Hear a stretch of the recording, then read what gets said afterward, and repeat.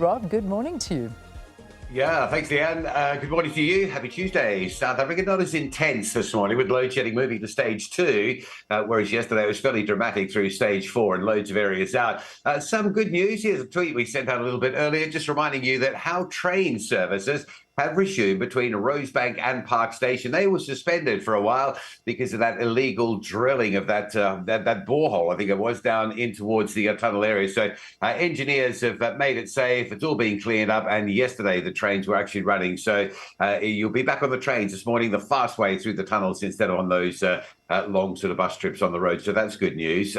Just moving away from that, a reminder that the road between Brits and Tabazimbi, so we're talking Northwest Province, remains closed due to flood damage between Brits and Tabazimbi. It's that section between Beesterkraal and the provincial border. Now, you've got a couple of options. There's not too much in the way of options, and you do have to travel a little bit further afield. But one of those is the 516. That's the Tabazimbi-Bila route to hook into the M1, or you can go out via Northam using the R510. The R510 was also closed, but that has been reopened on the flood damage sections. The 511 still closed and until further notice. Talking of closures, the run into Durban will be shut tonight. This is from 8 p.m. this evening until 4 a.m. tomorrow morning. It's for some works associated with the big highway upgrades around Durban from Pavilion Mall through to Spaghetti Junction, 8 p.m. until 4 a.m. Expect some traffic pressure going in towards that Pavilion off-ramp. Once that closure goes in, tomorrow night, it'll reverse. It'll be the outbound side between Spaghetti and Pavilion, but we'll remind you about that one loading up for this evening. And I just wanted to highlight this in Durban. This is the M19. This is the road that comes in from Pinetown, Claremont, New Germany,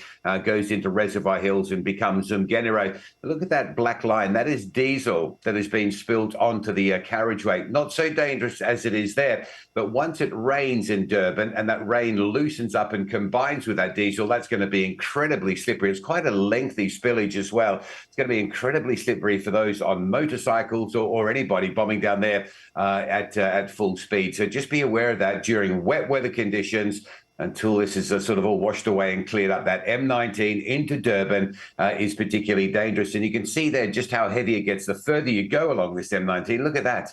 The heavier that spillage gets. So just be cautious and careful out there.